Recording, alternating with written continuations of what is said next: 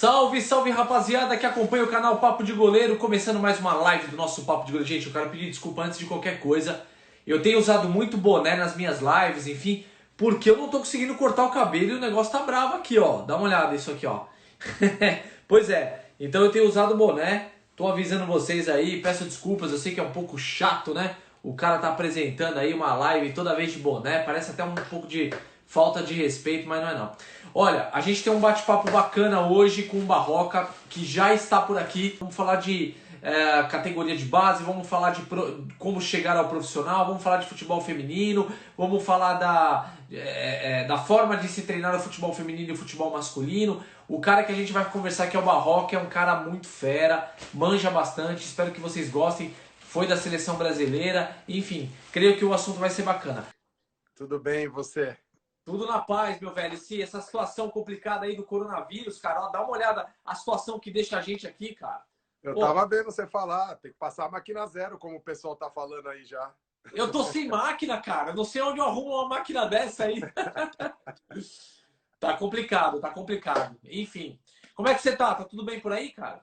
Tá tudo bem, Fê, esperando essa loucura dessa pandemia passar para a gente voltar à normalidade, né? Sim. E já agradecendo a você aí pelo convite, Imagina. muito obrigado. Eu tô me sentindo lisonjeado pelas lives que estão ocorrendo aí de alto gabarito, pessoal muito qualificado participando, né? Então, muito obrigado desde já. Eu só tô convidando o cara fera. Por isso que eu convidei você pra esse bate-papo. Obrigado, obrigado. Vamos lá. Então, vai ser Vamos bem que vamos. legal. Ó, antes da gente começar a falar, tem muito assunto importante, esclarecedor aqui para a gente passar para a galera. Eu sei que tem muita gente que tem dúvidas. Quero até deixar claro aqui, quem tiver alguma dúvida, tiver pergunta, manda, que eu vou fazendo aqui um filtro, vendo se a pergunta se encaixa ao momento do nosso bate-papo e eu passo para o Barroca responder. Mas antes de qualquer coisa, Barroca, conta um pouquinho para o pessoal aí a sua experiência como treinador de goleiros, toda a sua vivência, né? Para o pessoal entender os clubes que você já passou, enfim. Bom, já esse ano está fazendo 21 anos, né? Que eu estou treinando goleiro, já faz um bom tempo batendo na bola, né? E comecei lá na Portuguesa, categoria de base, sub-13, e lá eu fui crescendo dentro da Portuguesa, passando sub-15, sub-17 e sub-20, né? E fiquei 3 anos por lá. E aí depois fui para o Barueri começando a ser aquele grande projeto que ele depois se tornou, né? E é o que eu falo, tanto jogador quanto comissão técnica, você tem que estar no lugar certo na hora certa. É E em verdade. poucos meses, o treinador da equipe, que era o Adilson Fernandes, ele recebeu uma ligação, me chamou no meio de campo, eu nem vi que ele estava com o celular na mão, perguntou, você quer ir para o Catar? É agora, responder, vai ou não vai? Eu falei, Meu quando que é o Deus. Catar? Em 2002, aí ele falou, então, o cara vai te ligar e daí vocês vão seguir, vão embora. E, E e aí, foi. dali eu embarquei e lá eu fiquei 6 anos. 6 anos no mundo árabe, né? Uma experiência incrível. Você evolui como profissional, você é muito mais valorizado, o treinador de goleiro lá fora, é reconhecido, a escola brasileira é muito reconhecida lá fora, né? E eu retornei para cá no meio do ano de 2008, e aí estava iniciando o projeto do Red Bull. E aí me fizeram uma proposta, onde eu assumi o lugar do Marcos Romano, que ele ia ser o treinador de goleiro. Em poucos meses ele decidiu ir embora.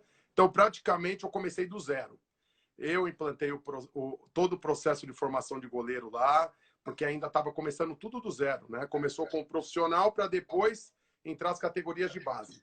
Então, aí veio o Rodrigo Bruns, que hoje é o do profissional, ele veio para o sub-20, trouxeram o Marcelo para o 17, e foi bem legal. Lá eu tive os acessos, 2 acessos, 2 títulos. E dali eu fui rodar. Comercial de Ribeirão Preto, Oeste, Brasiliense. E aí eu vim para o Guarulhos, que é um time da segunda divisão de São Paulo. E aí apareceu a convocação para a seleção brasileira feminina. De base, né? Com o Luizão. E assim, uma experiência maravilhosa você chegar na Granja Comari, né? Um lugar com muita estrutura, então é o ápice para qualquer jogador e qualquer membro de comissão técnica chegar Com nesse nível, certeza. né? Então foi muito legal essas experiências. Muito legal. Antes da gente continuar aqui nosso bate-papo, quero mandar um abraço para o Matheus Donelli, que está acompanhando a gente. Donelli. Falou monstros. Nos chamou de monstro aqui é o Barroca. Eu só apresento aqui. Grande Matheus Donelli. É o quê? Se for de feiura, é você. É isso aí, é isso aí. Mandar um abraço também para o Alberto, tá acompanhando a gente, Alberto Aznar. O amigo Fábio Flórido também acompanhando a gente, sempre acompanhando a gente por aqui. O Amorim, que chegou agora também aqui no canal. Também grande abraço para todo mundo que está acompanhando. Mandem perguntas, tá? Porque agora a gente vai entrar aí nos assuntos interessantes. Você falou aí para mim sobre a questão de você ter ido para fora, foi trabalhar no mundo árabe, e no mundo árabe você começou a implementar um estilo lá e trabalhar com categoria de base e tudo mais. Você sentiu muita diferença e algum certo... não vou dizer que... Eu não sei, eles te atrapalhavam em alguma coisa no modo que você queria implementar lá de treinamento específico? Como é que funciona o futebol fora do Brasil nesse sentido aí de treinamento? O mundo árabe, né? Não só o Catar, mas como Emirados, Arábia Saudita, eles gostam muito de treinador de goleiro brasileiro, né? Até o Wisner entrou, o Wisner trabalha no Acabou Catar, de entrar aí, um abraço. Um abraço para ele. Então, assim, na época que eu fui, já existiam muitos brasileiros lá, muitos. Só que o país era pouco divulgado no futebol. E de 2002 para cá, eles resolveram dar um boom no futebol. Eles tinham que promover o país, né, para se tornar hoje essa potência que o Catar é. Tanto que vai ter a Copa do Mundo, né? E aí, quando eu cheguei lá, os goleiros árabes adoravam o brasileiro. Eles adoram a escola brasileira, você tem toda a liberdade. Eu fui para o profissional, mas uma dificuldade que eu encontrei é que, como lá só treinava à noite, eles só queriam treinar à noite. Não tinha como fazer ir para academia durante o dia. E as academias lá todas têm ar-condicionado. Então não era esse o problema. Era a cultura deles treinarem apenas um período à noite. Então, aos pouquinhos eu fui implementando, mostrando para ele a necessidade e a importância de fazer um treino em 2 períodos, não todo dia, porém dentro da programação, porque lá só tem jogos de final de semana, você tem a semana cheia para trabalhar. E aos pouquinhos eu fui implementando, eu fui trabalhando eles foram vendo a evolução, e aí foi bem legal. Foi 6 temporadas aí de muita gratidão. Muito legal. E ó, chegou uma pergunta aqui do Tardelli Carvalho, que faz parte do nosso grupo do WhatsApp. Primeiro, ele está te parabenizando aí pela sua carreira, por tudo que você já passou, e perguntando como é que... Ele colocou assim, ó... como se atualizar, né, nesses 21 anos que você tem aí, para se aperfeiçoar e para você conseguir a sua metodologia, criar a sua própria metodologia. Onde você busca, até complementando a pergunta dele. Sim. Primeiro de quando a gente jogava, eu vi até o Thiago Mel falando, e a gente se identifica com isso, quando a gente jogava, o treinador queria que a gente desse pique de 300, pique de 400, subir e descer na arquibancadas com degraus altíssimos, né? Então, tudo isso faz com que a gente, quando vai fazer educação física, no meu caso, eu sou educador físico, que a gente consiga... A educação física me ajudou muito a eu ter esse parâmetro de valências para usar dentro do meu trabalho. Então, isso eram coisas, repetições de bolas, treinador de goleiro que fazia 10, 12 bolas na queda. Então, tudo isso, quando eu me tornei treinador de goleiro, isso era uma certeza de que eu não ia fazer. Naquela época, em 99, eu já queria fazer poucas repetições para o goleiro estar sempre 100% bem. E daí, com o passar dos anos, está se atualizando o futebol, né? Então, eu costumo dizer que o grande treinador de goleiro, ele aprende com os outros grandes treinadores de goleiro. Eu tenho o meu tipo de trabalho, porém, eu olho o trabalho dos grandes profissionais, falo, aquele trabalho ali vai se encaixar dentro do meu. Eu faço uma adaptação do que eu vi e encaixo dentro do meu trabalho. E isso a gente vai se atualizando no dia a dia. E isso não tem problema nenhum, né? Porque eu vejo que existe uma certa vaidade de alguns treinadores de goleiros que não gostam nem de expor os trabalhos, evitam colocar na internet porque tem medo que sejam copiados.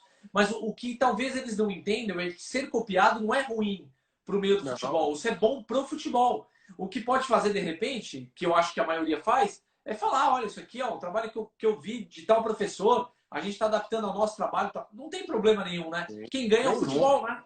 Nenhum. O Austrália Moraes, que é do Paysandu, ele me chamou outro dia E ele falou, você pode ter certeza que parte do meu trabalho tem o seu nome. Então Olha é que legal. gratificante você ouvir isso de um cara com uma experiência, né?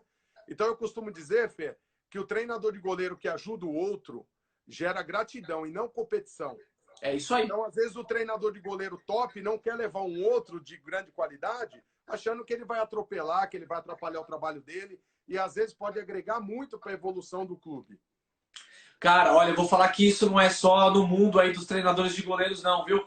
Eu falo por experiência própria com o Papo de Goleiro, a gente vê canais que não de goleiros, mas canais voltados para o esporte, para o futebol, que às vezes dão umas boicotadinhas no Papo de Goleiro, porque acho que tem medo, até por entender que o Papo de Goleiro está numa crescente, que tem conteúdos aí de relevância e acabam meio que boicotando o Papo de Goleiro. Mas eu não ligo, continuo fazendo meu trabalho. O importante é que a gente está fazendo isso em prol da categoria de goleiros, do esporte, e assim tem que ser, né, Barroca? É isso aí, com certeza. Com certeza, você está coberto de razão. E um abraço para o Guto, treinador do Fortaleza, aí acabou de entrar. Olha que bacana! De alto nível. Alto nível. Obrigado, Guto, por acompanhar o Papo de Goleiro. Fico muito contente acompanhando aí hoje esse bate-papo com o grande Barroca, que sabe tudo da posição aí de goleiros, do treinamento específico. Vamos falar muito sobre treinamento específico. Deixa eu só mandar um abraço pro Gerson Domingues, porque senão ele vai ficar chateado comigo. Gerson, grande abraço para você, meu velho. Gerson agora é o cara aí da Proluva. Não sei se você sabe. Eu sei, o Gerson. Um abraço pro Gerson. Conheço ele, pô. Um abração para ele. Show de bola. Me conta um pouquinho como é que foi o convite para a seleção brasileira. Você falou que meio que te pegou ali de uma hora para outra, né? Mas como que foi isso? O que você acha que de fato brilhou os olhos do pessoal da seleção brasileira? Bom, como a gente já passamos por vários clubes grandes, né? A gente sempre tem a esperança de uma convocação, né? Sim. E a hora que eu estou num clube menor, eu passei a postar vídeos no YouTube, grupo de WhatsApp, o trabalho do dia a dia. Eu tinha goleiros de qualidade, né? E comecei a postar. O Luizão na seleção começou a ver os vídeos no YouTube. E aí, a hora que precisou na seleção, ele ligou para o diretor do meu clube que jogaram juntos. E aí eu fiquei na mão dos dois, né? E aí, entre eles deram as melhores informações e eu fui convocado. Daí foi mais de um ano de convocação, Copa do Mundo, né? Competições internacionais, foi muito legal. Barroca, até então você já tinha trabalhado com as meninas? Não, foi a primeira vez, algo totalmente diferente na minha vida. Conta essa experiência pra gente. O que você aprendeu? O que você conseguiu tirar de lição? Quando eu cheguei, o Luizão, que era o treinador, ele falou, Barroca, primeira coisa, eu já acompanhei seu trabalho, eu só preciso que você tire um pouquinho o pé, senão você vai machucar as meninas. Então, o meu primeiro treino foi muito mais de adaptação para conhecê-las do que outra coisa. Eu montei um treino básico para ver elas tecnicamente e lá todo pós-treino tem a reunião para saber da evolução do treino, se foi legal, os pontos positivos, negativos. E quando ele me perguntou sobre as goleiras, eu falei, olha, elas têm uma certa qualidade, claro que precisa colocar o meu estilo de trabalho dentro, mas elas vão evoluir. Falei, só que eu não vou tirar o pé. Eu vou evoluir o nível delas para elas chegarem no meu nível de trabalho. E aí, no outro dia, eu sentei com elas, falei, olha, falta um pouquinho de força para vocês, falta velocidade para vocês, nós vamos começar a trabalhar a partir de hoje isso para vocês evoluírem. E aí, no dia a dia, elas foram evoluindo, automaticamente a minha intensidade de treino foi aumentando. Dali uns 6 meses de convocações, o nível delas estava igual ao do masculino batendo na bola, não estava aliviando mais. Então, elas elevaram bem o nível delas. Sabe por que é legal você me contar isso? Porque eu bati um papo com a Vivi há pouco tempo, a Vivi Rosel, né? Que é, para mim, uma excelente goleira. Excelente goleira. E conversando com ela, ela falou o seguinte para mim, ela falou, Fê, nós não queremos que diminua o tamanho do gol, que diminua o tamanho do campo, que tire o pé na hora de um treinamento. Nós não queremos isso. Nós queremos igualdade. Então o chute tem que vir do mesmo jeito, a exigência tem que ser da mesma forma. O que nós queremos é que exista mais investimento no futebol, que olhem mais para o futebol, mas nós não queremos privilégios, não queremos diminuição de nada disso. Então, isso vai muito com a forma como você pensa, que não tem que tirar o peso, não tem que mudar o teu estilo. Você vai fazer com que a goleira evolua e chegue ali no nível, porque a gente sabe que o homem tem mais força, né? O goleiro masculino tem muito mais força, obviamente, né? isso é biológico. Mas você está puxando elas para o nível maior que possa chegar. Isso é muito bacana. Parabéns isso, viu? A gente atingiu um nível de trabalho bem legal, porque quando eu cheguei, o Luizão fazia elas saírem só trabalhando curto o tiro de meta. Aí eu falei, o porquê trabalhar curto? Você é uma exigência? Não, porque elas não batem bola longa nem média distância. Eu falei, não, elas vão bater. Então aí eu comecei a fazer trabalhos funcionais, que aos pouquinhos elas foram ganhando. A quebrada era um chutão pro alto e Sim. loteria. No final 6 meses, 7 meses de trabalho, a quebrada delas era um passe, era uma bola direcionada. Então isso dá para no dia a dia você fazer. Só que o problema principal, na minha opinião, Fê, do futebol feminino, são os clubes, não a seleção. Porque a seleção, a gente tinha que ir lá e lapidar só a parte final. E a gente está lapidando a atleta bruta. Então, a hora que mandava de volta para o clube, eu procurava contato com os treinadores de goleiro. Alguns tinham belo entendimento. Outros não sabia nem do que a gente estava falando para manter o trabalho do clube. Então, o investimento, agora que a CBF e a Conmebol obrigou os clubes a terem o futebol feminino. Porque até 2 anos atrás, era quem quer monta, quem não quer não precisa. Então, agora tem que olhar para a categoria de base, que é o futuro do Brasil no futebol feminino. As meninas de 15 anos não têm onde jogar, porque o campeonato só começa sub-17. Então, as meninas sub-13, sub-15 vão fazer escola de futebol com os meninos. Sim. Então, como que elas vão evoluir dessa forma? Né? É verdade. É difícil. Então, falta o investimento de uma forma geral nos clubes. Até a nível de contratação de comissão técnica. O clube não tem um valor alto para contratar uma comissão com uma qualidade de evolução para elas. Às vezes eles põem o chamado chutador de bola para treinar a goleira e está ótimo. Né? Não metodologia zero. Como o Edson Júnior faz no Corinthians, por exemplo, que é de altíssimo nível. Meu, é impressionante. Entendeu? Então, eles põem qualquer rapaz para treinar goleira e tá bom demais. E não é o ideal para o futuro do Brasil.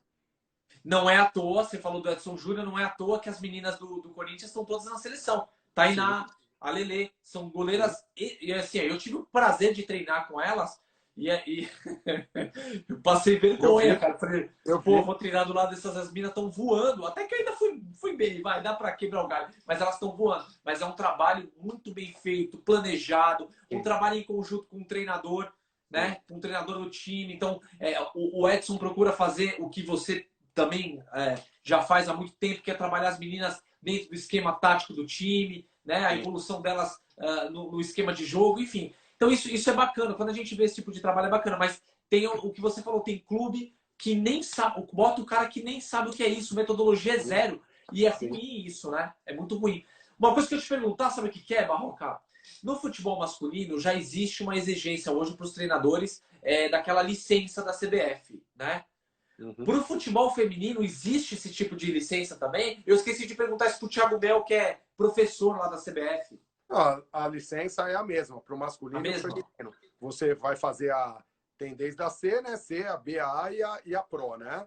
Agora, só para treinadores. Treinadores de goleiro ainda não tem licença. Treinadores de goleiro tem apenas o curso da CBF. Isso, né? Tá. Só tem curso. Então, a BTG está atrás em reuniões com a CBF, porque eu acho que é de extrema importância ter essa licença. Porque lá fora já tem a da FIFA. Eu fui no Catar fazer um primeiro curso em 2016. Fui convidado lá. E é num nível assim muito legal o padrão de curso que eles fazem lá fora. Então vai ser de extrema importância para nós brasileiros essa licença aqui também. E um abração para o Luizão, que é o treinador da seleção feminina, ele entrou aí. Um abração para ele. Que legal, grande abraço para o Luizão. E também, mais uma vez, agradecer teve mais gente que entrou aqui, mas agradecer o Guto, porque ele mandou uma mensagem bacana aqui, elogiando o Papo de Goleiro, dizendo que é mais um espaço da valorização dos preparadores de goleiros. Ficamos gratos pelo espaço. Obrigado, Guto. Valeu mesmo, viu? O Guto, o Luizão, pessoal de alto nível chegando aí também, hein? Cara, que legal. O Barroca, com relação a você sempre trabalhou com os homens, né? E agora teve essa bacana experiência na seleção brasileira feminina. Você disse que não tirou o pé, manteve ali o mesmo tipo de treino, Mas e no formato do planejamento dos treinos? Existe alguma diferença por saber que, bom, por ela ser mulher, talvez ali por uma questão física, tem algum tipo de treinamento, que nem a matada no peito, que a gente sabe que tem que ter um certo cuidado, é diferente. Como que você planejava os seus trabalhos e qual que é a diferença de planejamento? Se existe diferença. Foi o que eu falei, foi o que você bem lembrou sobre a Vivi. Elas não gostam que a gente fica dividindo treino masculino e feminino, né? O que eu procurei fazer desde o início foi evoluir o treino delas de uma forma geral, fisicamente falando, a parte de academia, né? Em reuniões com o fisiologista, o França, ele ia colocando algumas coisas para evolução e elas aos poucos elas foram dando essa resposta. Então eu nunca decidi tirar nada. Então, o trabalho de pliometria que eu fazia com os homens, eu fazia com elas. No começo, com muita dificuldade, depois elas já foram pegando com mais facilidade. Então, não teve essa diferença entre homem e mulher. Muito legal. Existe muita vaidade no futebol feminino, Barroca? Uma vez eu perguntei isso para... Eu não lembro para qual goleira foi, se foi para Thaís Helena, se foi para Monique. Uma delas me disse, olha, tem uma competição muito forte, mulher compete bastante entre elas. E aí eu queria saber da tua visão, se você percebe isso, porque a gente percebe que goleiro é uma categoria muito unida, né? Goleiro um ajuda o outro, nós somos corporativistas. E eu queria saber se no futebol feminino isso acontece, se elas se ajudam bastante. Como que é isso? Lá eu tive 3 goleiras, né? A Maiara, a Stephanie e a Marcele. Marcele do São Paulo, a Stephanie... Oh, meu Deus. A Maiara está no Inter de Porto Alegre, Marcele do São Paulo. A Stephanie era do São José e agora está no São Paulo, né? Então, eu tinha 4 goleiras lá e assim, elas eram muito unidas, muito amigas. Uma competição entre elas, a gente conseguiu fazer uma competição entre elas, mas você não via nenhum momento uma de olho virado para outra, né? Porque a evolução delas era nítida, né? E assim, a minha terceira goleira virou a primeira. Caramba, olha aí. Então ela foi desenvolvendo, a Maiara, ela foi evoluindo, e aí ela se tornou a titular na Copa do Mundo. Então, assim, mostrou que a competição e a evolução das goleiras não quer dizer quem vai jogar, é na hora H lá. Então ela foi evoluindo, o Luizão foi percebendo, a gente foi trocando essa ideia, porque a última palavra é sempre do treinador, mas ele foi percebendo a evolução dela no dia a dia, né? E foi muito legal, muito gratificante. Hoje ela é goleira do Sub-20 e está no Inter de Porto Alegre. Que bacana, que legal. Qual que você acha que foi o maior desafio trabalhando com as meninas? Eu acho que o desafio para mim que foi colocado é que elas não batiam o tiro de meta, elas não conseguiam bater e a quebrada delas era muito alta. Então eu tirei isso como desafio até a hora de chegar à Copa do Mundo. Eu falei, elas têm que estar jogando bem com o pé, né? Desenvolvendo um trabalho legal com os pés. O Luizão dava um trabalho tático que proporcionava isso, várias opções das jogadoras na hora que atrasassem para a goleira, para ela poder jogar. Que é muito fácil jogar na goleira e todo mundo se esconder e não tem opção, a única opção é a bola longa. Então ela tinha opções para conseguir sair trabalhando na construção. Legal. Agora, fazendo um comparativo, eu sei que é ruim a gente ficar toda hora querendo comparar, mas até para entender mesmo um pouco das diferenças que são naturais. A mulher, ela tende a se adaptar melhor, por exemplo, vai trabalhar com os pés. Para quem nunca viu, o garoto que nunca viu trabalhar com os pés e a menina que nunca viu também. De repente, os dois são obrigados a trabalhar. Quem que você acha que pode se adaptar melhor ou isso não existe, é de cada um? Eu acho que não existe. Eu acho que, no caso que você falou com os pés, quanto mais cedo trabalhar, eu acho que é melhor. A facilidade do garoto aprender ou da menina aprender nas categorias de base, o trabalho com os pés, o trabalho com a perna ruim, né? É muito importante do que você pegar uma menina já no profissional, a menina com 25, 23, eu acho que as dificuldades vai ser a mesma do homem de evoluir, sendo que ela nunca foi cobrada na categoria de base a fazer isso, né? Perfeito. Agora falando um pouquinho do modo geral, né? Você, com toda essa sua experiência, tal, por vários clubes que passou, você já avaliou muito garoto e muita garota, né? Já teve que fazer muita avaliação e já fechou a porta para muita gente, já abriu muitas portas e fechou muitas portas, que isso é natural. Eu queria entender qual que é o principal quesito hoje analisado por você num goleiro ou em uma goleira quando vai fazer um teste no clube que você estiver trabalhando? Olha, eu estou há muitos anos com o profissional, né? Muitos anos. Então a gente quase não faz avaliação, né? Já Então, assim, chega para você pronto, né? já chega, entre aspas, pronto. A gente hoje em Sim. dia tem muito vídeos de YouTube para acompanhar o goleiro, a gente já conhece muito goleiro, né? Mas assim, na categoria de base, a princípio, de início, é a parte técnica dele. Ele tem que vir já com um moldezinho para a gente, né? Hoje em dia falam da questão da estatura, não tem jeito como fugir disso, não tem como fugir disso, né?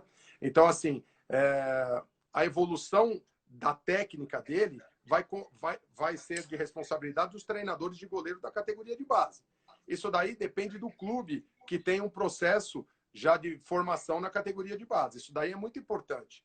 O clube, desde o sub-13, sub-11, está falando a mesma língua até o profissional. Então, padronizar o trabalho não quer dizer engessar o treinador de goleiro. Ele vai ser livre para fazer a programação dele, mas acompanhar tudo o que é pedido desde o profissional. Então, trabalhar com ambas as pernas, trabalhar bem com os pés, situação de jogo, leitura de jogo, desde a base. Isso daí facilita muito lá na frente. E hoje em dia, os clubes com grande estrutura têm tudo por trás. Então, a parte de vamos fazer todos os exames para ver se esse garoto vai ter evolução na altura, se não vai. Então, os clubes grandes que têm grande estrutura, é mais fácil, né, de minimizar a chance de erro. Barroca, o que você considera hoje como um goleiro de estatura boa para ser goleiro? Esse daí é um assunto que todo mundo discute, né, Fê? É um assunto muito discutido, né? Porque, assim, o sonho de todo treinador de goleiro hoje em dia e dos clubes são goleiros de grande estatura, que sejam ágeis com o pé, que sabem jogar com o pé, que sejam rápidos na qualidade da técnica, nos fundamentos técnicos, mas nem sempre isso é possível, né? Então, eu tenho uma regrinha que é engraçada, mas é a real, né? Então, calculando de 1,84 para cima, 1,83, consegue ser goleiro? Vai conseguir ser goleiro, mas talvez não numa Série A, né? Talvez numa Série B, numa Série C, né? Então, assim, eu costumo falar que de 1,84 a 1,86, ele tem que ser fenômeno para ser goleiro. Ele tem que ser acima da média em todos os quesitos. Todas as valências têm que estar acima da média. De 1,87 a 1,88 é um ótimo goleiro, uma ótima altura, legal. 1,89 m para cima é o sonho de consumo de todo clube e todo treinador de goleiro, mas nem sempre isso daí é possível, né? Às vezes você tem um goleiro muito alto na base e ele é lento, os movimentos dele é muito devagar, e sendo que o de 1,85 está voando. Aí você tem que mostrar à diretoria do seu clube que aquele garoto que é um pouco mais baixo, ele está acima desse daí. Talvez para mercado internacional não é o que vão querer para uma venda, mas para o momento do clube, ele é o que vai ser o funcional para o momento. Entendi. É o que a gente bate muito na tecla e que às vezes a gente até fala que o Brasil acaba desperdiçando grandes talentos por conta de altura, né? Porque às vezes tem um goleiro aí 1,84 m, mas aí o clube já está pensando nessa questão mercadológica, acaba fugindo um pouquinho aí do perfil que eles traçam, e aí não é nem o treinador de goleiro, a gente já entende que é o clube mesmo, né? Que é um perfil que o clube coloca. Conversei com alguns treinadores de goleiros aqui há um tempo atrás, e eles disseram, olha, Fernando, no clube que eu trabalho, não estão nem olhando para um garoto que chega aqui com menos de 84. Aí a gente fica pensando, poxa, vai olhar o cara antes, né? Dá uma olhadinha, às vezes o cara é um fenômeno, às vezes o cara né? Pode surgir aí um grande goleiro. Enfim, chegou uma pergunta aqui do nosso querido amigo Alberto Asnar, esse é uma figura. Na questão de treinamentos específicos, temos muitas informações, mas como funciona a questão da preparação psicológica dos goleiros? Isso também é uma função do preparador de goleiros? Olha, isso daí depende do nível do clube, né? Um abraço para o Alberto, né? Mas, assim, se tratando de um clube grande, ele tem a parte psicológica, tem os psicólogos, então eles têm sessões com os psicólogos vão traçar a personalidade do atleta, né? Mas eu costumo dizer, vai ser um sonho meu, daqui uns 10 anos, toda posição vai ter o treinador. Isso vai ser o ideal para o futebol. Um treinador para os atacantes, um treinador para o meio-campista, treinador para a parte defensiva. Por quê? Os treinadores de goleiro, entre a gente fica ali com 3, 4 goleiros, então a gente fica sabendo de problemas particulares deles em casa, problemas, goleiro que chegou sem tomar café da manhã. Então, nós temos que traçar, às vezes o garoto não está bem no dia, ó, Barroca, eu estou com algum problema em casa, eu não estou legal para treinar. Então, eles vão demonstrando alguns problemas que, às vezes, detectado durante a semana, vai evitar ele falhar no dia do jogo. E ele se arrebenta e vai mal na partida por causa disso. Então, o treinador de goleiro, eu acho que ele é de extrema importância auxiliá-lo nisso. Não que ele vai filho para isso, ele tem que dar. E quando um goleiro teu, no jogo, comete uma falha no primeiro tempo, uma falha grande, uma bola extremamente defensável, e que você percebe que aquilo afetou um pouquinho ele durante o jogo, como que você tenta corrigir isso? No intervalo, existe uma conversa mais firme, uma conversa mais de vamos acalmar, tá tudo certo? Como é que funciona isso? Bom, eu não gosto de conversar muito com atletas durante a partida, né? Então, se acabou o primeiro tempo, ele falhou no primeiro tempo, eu peço ao treinador me liberar ele um pouquinho antes, para eu, se tem uma área de aquecimento dentro do vestiário, eu vou com ele, bato um papo com ele rápido, mas nada para denigrir mais o que ele já está. Então, é para conversar, para elevar a motivação dele, bater umas bolinhas de novo para ele pegar a segurança, né? E aí eu não falo pós-jogo, né? Eu deixo o goleiro embora. Aí no retorno a gente pega o vídeo. O goleiro é muito de ver o vídeo, ver o erro dele. Então talvez é um posicionamento, talvez é a tomada de decisão tardia que levou ele a esse erro. Então ele olhando é mais fácil. E eu costumo dizer que o goleiro, quando falha, dificilmente ele vai ter a mesma falha.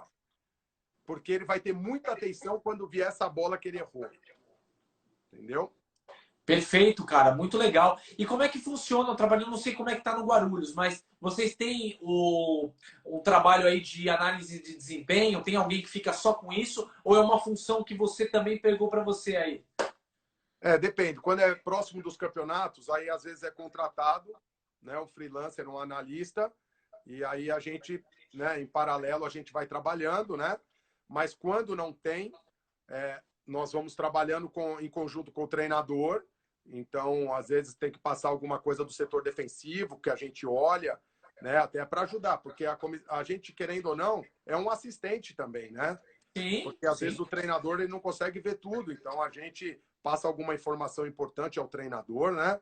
E aí o treinador analisa e ele ajusta o que tem que ser ajustado, não tem jeito, né? E hoje Então tudo eu é muito. vivi dois mundos. Eu era convocado para a seleção, eu ia para um lugar onde tinha tudo, o meu analista tinha drone, então do drone eu conseguia ver toda a evolução da goleira, ela saindo, jogando fora do gol como líbero, e eu voltava para o Guarulhos, onde eu não tinha nada, então eu tinha que adaptar totalmente o meu trabalho. Então isso daí é legal, serve de evolução para você também. Com certeza, com certeza. Até falando agora aqui, uma pessoa colocou uma mensagem aqui falando ainda sobre a questão dos pés. Eu vou colocar ela aqui na tela, fica mais fácil para você enxergar aqui. Quer ver? Ó?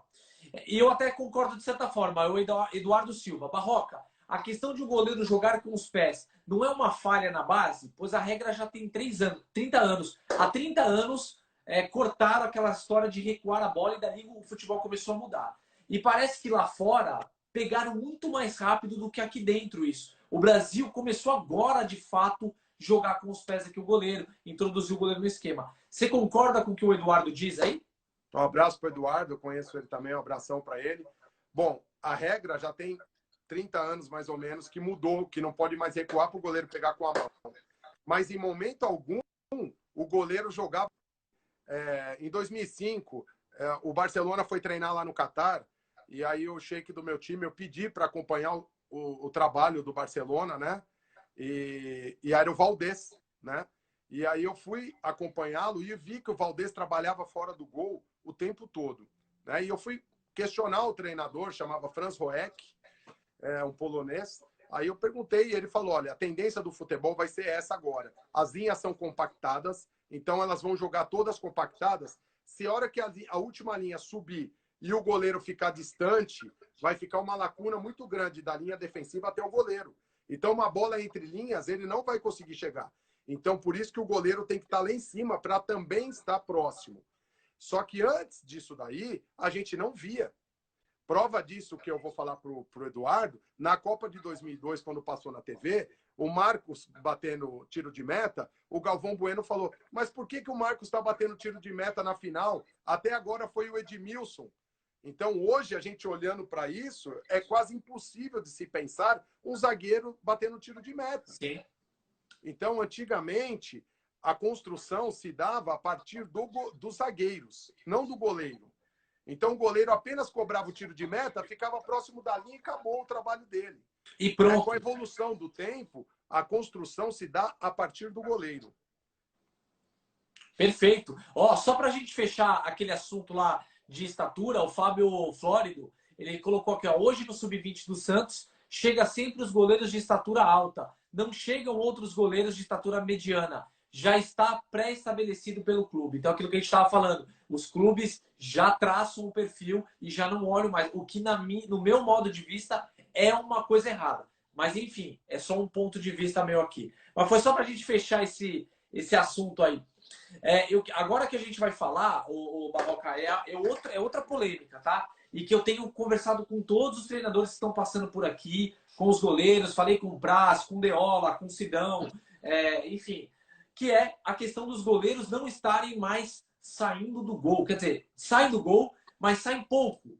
E aí, eu não lembro quem foi, o Júlio César, goleiro, falou para mim, mas Fê, hoje os chutes não são mais nenhum balão. A bola vem muito mais rasante, as bolas estão mais leves, enfim, tem toda uma mudança. Mas eu queria entender de você. Você concorda que os goleiros estão saindo menos? E se estão, por que isso está acontecendo? Olha, isso daí é outro assunto polêmico, né, Fê? Sim, Muitos anos, ainda mais quem não é goleiro ou treinador de goleiro, a primeira coisa que eles perguntam é por que o goleiro brasileiro não sabe sair do gol, né? Se a gente falar dos goleiros de uma forma geral, eu vou ouvir e concordar. Agora, falar que os brasileiros não saem do gol, aí eu não concordo. A nossa escola está muito legal, evoluiu muito. Eu acho que a diferença do Brasil para a Europa, em alguns países, da intermediária, os caras fazem uma bola longa para dentro da área. Então, é uma diferença você sair nessa bola que ela viaja mais, né? Do que aqui no Brasil, que os caras vão no fundo do campo e cruzam uma bola muito rápida. São bolas diferentes. Então, lá fora, eles cruzam muito da linha da grande área para trás. Eles colocam uma bola já de peito do pé, uma bola mais rasante. E aqui no Brasil, eles vão no fundo e chapam uma bola rápida que tem muito mais dificuldade, né? Eu costumo falar que os meus goleiros trabalham insistentemente na saída de gol, né? E sair para segurar a bola, né? Se diz. Sim. Socar quando tem que socar, né? Dentro do jogo, são situações, né? Sim. Então, eu costumo falar que o principal, se tratando de saída de gol, é a leitura do jogo, e a voz de comando. Porque, às vezes, você fala com o zagueiro que o atacante está nas costas, acaba o problema. O cara tira de cabeça, você não saiu, o cara tirou de cabeça. Então, o goleiro tem que ter atitude. Eu acho que o mais importante é isso. Não, eu concordo 100%, estou contigo nisso. O que eu acho é que, às vezes, falta... Eu percebo, por exemplo, eu vou dar um exemplo aqui que provavelmente vai ter gente que vai me massacrar. Outro dia eu arrumei uma polêmica na live de um amigo que eu fui convidado aí, que é o seguinte, o Cássio. O Cássio é um goleiro extremamente alto, um goleiro de seleção brasileira, um goleiro que está no Corinthians, e eu não vejo o Cássio sair debaixo do gol. E tem bola que é visível que ele ameaça e volta. Aí eu penso, poxa, o que está acontecendo? O Cássio desse tamanho todo, e quando eu vejo que o Walter está jogando, por exemplo, o Walter é muito mais arrojado. Então eu falo, tá faltando um pouquinho mais de coragem. O que será que falta? É óbvio, você não vai poder falar pelo Cássio. Eu entendo e concordo com isso, mas eu fico me questionando isso. O que está acontecendo? Porque antigamente, a gente pega os anos 90, Barroca, fiz uma análise outro dia aí, você sabe que eu sou apaixonado por isso, eu fico vendo vídeo, eu fico até 4 da manhã. Cara, os goleiros das décadas de 80 e 90 saíam em todas as bolas, seja um balão ou chute, às vezes chute pro gol, eles saíam na bola e saía para encaixar. Eu publiquei um vídeo do Manga, umas curvas nas bolas, o Nelinho chutava cada bola com curva, o Manga saía e segurava, cara, sem luva. E aí eu não consigo entender isso, cara. Eu acho, o que eu converso muito com os goleiros que eu trouxe do Catar para o Brasil, é os meus goleiros jogarem muito fora do gol. Mas não só como líbero. Não só como líbero. Bolas paradas, os goleiros tinham mania de ficar bem próximo da linha. Então, eu acho que isso é o ponto principal. Eu estou falando dos goleiros de uma forma geral. Não vou falar do Cássio ou de outro goleiro. De uma forma geral. Talvez o posicionamento dele, a posição de expectativa esperando a batida na bola, tem que ser um pouquinho mais para fora. Talvez é isso que você falou sobre o Cássio, que ele vai e volta. Porque a hora que ele vai, ele fala, é minha. Mas a hora que ele vê, ele está longe da bola. Se ele tivesse posicionado 1 ou 2 passos para fora, com a altura que ele tem, a envergadura que ele tem, jamais ele tomaria por cima. Exatamente. Então, ele posicionado lá fora, ele dá 1, 2 passos correndo, ele troca a passada e está na bola. É isso aí, Barroca. Então, eu falo para os goleiros, aqui fora, os goleiros olham para trás para ver como é que está atrás, se não está muito aberto. Eu falo, olha, um vai bater no gol e os outros 1000 vai bater da marca do pênalti até a linha da pequena área.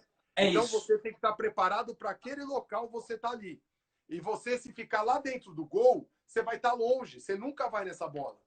Porque a bola é uma bola rápida. Não é uma matou bola... a pau. Matou a pau. Então, eu acho que isso é o ponto principal. O posicionamento de espera da bola para você fazer uma boa saída de gol. Perfeito, perfeito. Eu precisava ouvir isso. Que bom, eu não posso deixar de salvar essa live aqui. Porque é uma coisa que eu falo muito, cara. Eu fico. Ó, tem 2 situações que eu guardei na minha memória e que eu até hoje eu fico me perguntando. Por exemplo, uma delas foi o jogo Brasil e França, que o Dida tomou aquele gol, que falaram que a culpa foi do Roberto Carlos, que não sei o que lá. Se você pegar o lance e ver o chute, quem chuta a bola é o Zidane. O chute do Zidane é quase na linha do meio de campo e na lateral. Ele faz um cruzamento balão total. Você percebe que o Dida tá mal posicionado, ele tá no primeiro pau, quando ele poderia estar um pouquinho mais para fora e mais centralizado. E no momento que o Zidane chuta, ele recua para dentro do gol. Quando ele recua para dentro do gol, acho que é o... Eu não lembro quem faz o gol, acho que é o Henry que faz o gol, eu não lembro agora. Ele recebe a bola dentro da pequena área e a bola tá na cintura do Henry. Cara, a bola do gol do Felipe Melo com o Júlio César na Copa foi a mesma coisa. Porque aí todo mundo falou, a bola era do Júlio César. Tá, mas por que seria do Júlio César? Por que ele não foi na bola? Porque o posicionamento dele tinha que ser um pouquinho mais para fora, esperando o cruzamento. Não depois. Aí ele foi, o Felipe Melo tocou na bola, a bola entrou. Matou. Você entendeu? É isso. E tem um outro lance. Esse gancho, Fê, aproveitando esse gancho, que eu acho que eu tenho algumas coisinhas para falar que você vai encaixar no seu modo de pensar. Porque antigamente eu achava que o treinador de goleiro era o que batia melhor na bola. Né? Eu sempre adaptei o meu chute, eu preciso evoluir no chute, no chute, no chute. Aquele treino que a gente faz do dia a dia, eu queria chutes perfeitos para os goleiros. E com esses 21 anos de treinamento de goleiro, eu percebi que isso não é tudo. Então, eu fui adquirindo uma experiência com os passar dos anos, em formar goleiros, em ter grandes goleiros na mão, né? E eu considero que, além do treino do dia a dia, você tem alguns pontos que é o que faz do treinador de goleiro ser de alto nível ou um nível mediano, e o goleiro idem, ser um goleiro de alto nível. Então, a primeira coisa é o posicionamento do goleiro. Eu acho que o goleiro bem posicionado, ele evita gols. Às vezes você vê gols na TV e fala, nossa, mas esse goleiro, se ele tivesse um passo mais para trás, um passo mais para frente, né, ele ia evitar esse gol. Né? A leitura de jogo. Hoje em dia, a leitura de jogo é tudo. O meia tá com a bola, ele vai tocar entre linhas, ele vai cruzar, ele vai bater no gol. O goleiro fazendo essa leitura e ele estando bem posicionado, ele vai conseguir evitar uma bola metida. Né? Com certeza. O próximo é a voz de comando. Então, geralmente, os goleiros, 80% dos goleiros, o cara está no fundo do campo. O goleiro também está olhando só para o cara que vai cruzar. Então, eu costumo falar, o jogador não está ali para cruzar, você não tem mais que olhar para ele. Você tem que olhar aqui dentro, isso é rapidinho. Olhou, voltou. O fulano está nas suas costas. O zagueiro dá 2 passos para trás, a bola vindo, o zagueiro tira. Sim. O goleiro que fica quieto, cruza a bola, o atacante vem, faz o gol, acabou. E aí vão cair em cima do goleiro. A voz de comando, você teria consertado o erro da defesa e não tinha tomado gol. Né? Exatamente. A outra coisa, tomada de decisão. A tomada de decisão é importante. Você tem que tomar decisão a todo momento dentro do jogo. Em várias situações, você tem que tomar decisão. Se eu vou sair, eu não vou. Se eu bato longo, eu bato curta. Né? Saio com a mão, eu saio quebrando. Então, as decisões é muito importante para você. E a outra coisa, atitude. Então, você tem que ter atitude, porque dentro do jogo tem saída de gol, 1 para 1, jogar como líbero. Você tem que ter atitude para executar o que você tem que fazer dentro do jogo. Então, você joga como líbero. Talvez do Neuer para cá que ficou explícito o trabalho como líbero. Sim. Se o Neuer não tem atitude, ele não sai naquelas bolas como líbero. Ele vai ficar dentro da área. Então, ele tem atitude. Agora, todos esses fatores que eu falei, o mais importante deles é a parte psicológica. Se o goleiro não tiver concentração, ele não consegue executar nenhum desses fatores.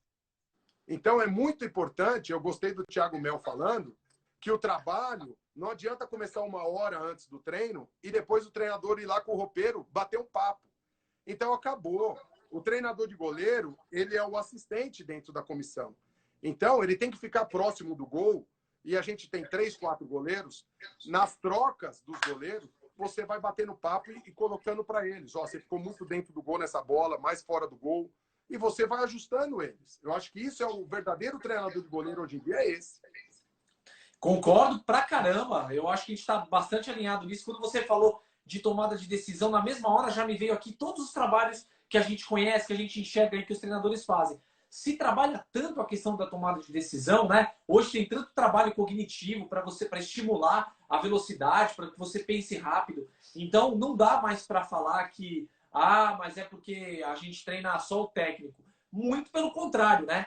Os treinadores hoje estão até fazendo muita situação de jogo para deixar o goleiro muito mais próximo daquilo que se encontra no dia a dia, nos jogos, né? Até uma coisa que eu ia te perguntar também. Como é que funciona o teu método de trabalho? Você faz técnico, físico e situação de jogo? Como é que é um pouquinho só de técnico? Onde você encaixa? Como funciona aí o teu método? Eu acho que hoje em dia os treinamentos físicos de goleiro é feito dentro do campo mesmo, né? Hoje em dia a gente tem dia que é o treino funcional dentro do campo, a gente leva pesos para o campo, faz todo o trabalho dentro do campo. Claro que tem o dia da academia, que é importante, mas aqueles negócios de treino físico que existia antes, isso daí, na minha opinião, acabou, né? Então o treino físico do goleiro é feito dentro do trabalho, né? O trabalho é feito, é muito importante você ter uma... Então, foi o que eu falei, integrado com a comissão técnica, né? O mais importante é isso. O trabalho do treinador, a gente segue a linha do treinador, né? Se o treinador é um treinador que é adepto ao goleiro trabalhar com os pés, jogar fora do gol, a gente monta um tipo de trabalho, né? Então, isso daí é o mais importante. Mas o treino nosso, físico, é dentro do dia a dia. É dentro do trabalho com bola mesmo, né? Então, foi o que eu falei. A defesa de mão trocada é bonita, a gente realiza ela dentro do treino específico, mas a defesa no jogo tem vários fatores para que ela aconteça.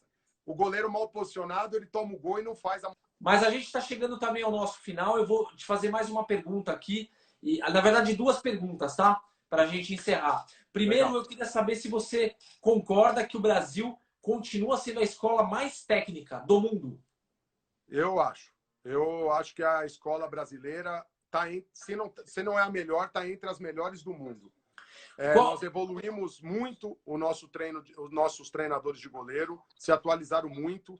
Prova disso é o número de goleiros que tem lá fora, que são gigantescos. Sim. Antes eram poucos. Então, prova disso que lá fora a gente está exportando muito goleiro. Você concorda, Barroca, com o Alisson ter sido o melhor do mundo? Olha, muitos amigos meus falam, Barroca, como que ele foi o melhor do mundo, Barroca? Eu falo, o Alisson não erra. Ele é um goleiro que se parece com o Tafarel. Exatamente. Ele sai limpo do campo, ele não faz muita caideira. Se posiciona.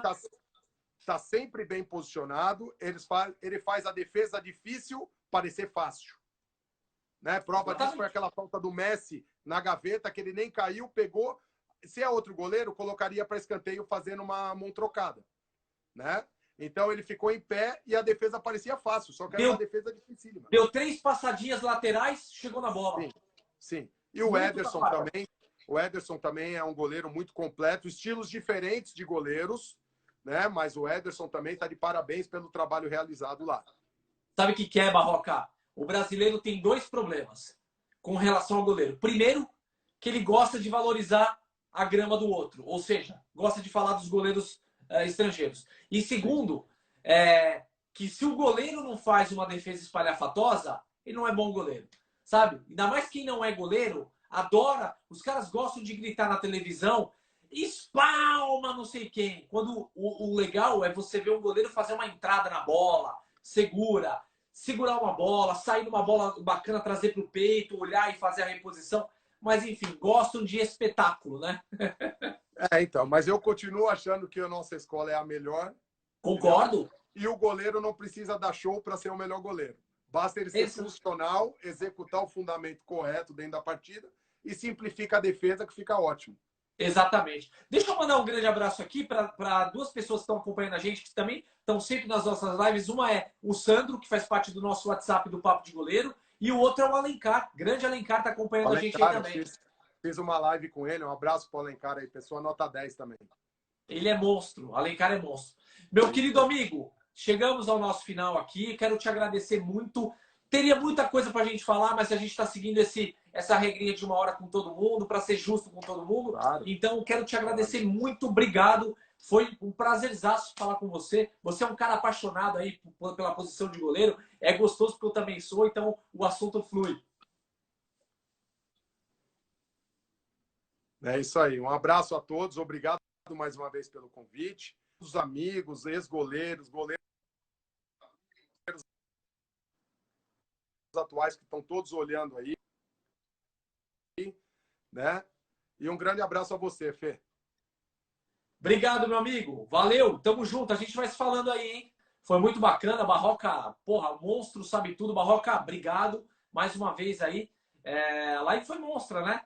Sempre que a gente fala disso aí, de treinamento específico, que os caras que a gente tem trazido aqui para as nossas lives são caras que entendem muito do assunto, né? São caras bons que estão trabalhando aí no mercado, que tem uma experiência absurda. Você vê o Barroca, ele tem uma experiência com as meninas, com os meninos, né? Foi o treinador de goleiro aí da Seleção Brasileira Feminina, do Sub-17, enfim. É muito legal. Quero agradecer vocês, estamos chegando aqui, ó, temos menos de 1 minuto para eu poder falar para todos vocês que a nossa live só acontece com tanta maestria, porque vocês estão acompanhando, mandam mensagens, mandam dúvidas, mandam palavras aí bacanas. Então, obrigado, continue ouvindo a gente aqui. E amanhã nós temos um encontro com o professor Altair Ramos. Vamos falar sobre preparação física de goleiro, né?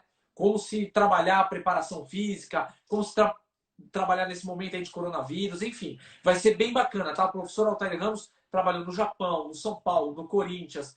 Tem um currículo maravilhoso. Valeu, gente. Obrigado e até amanhã. Tamo junto.